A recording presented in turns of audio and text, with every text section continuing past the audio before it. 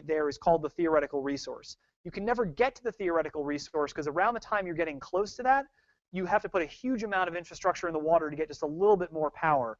And so the technical limit is probably about 75% of the theoretical resource, which for a place like Puget Sound is about 300 megawatts of average generation capacity-ish. Yes?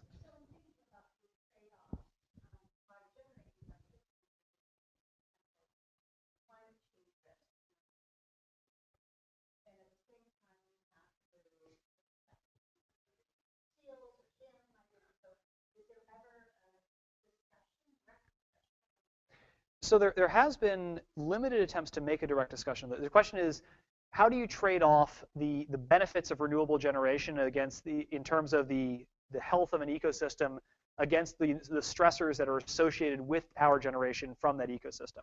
And there has been a discussion that started on that. There's a paper that's out in conservation biology that looks at trying to address that question.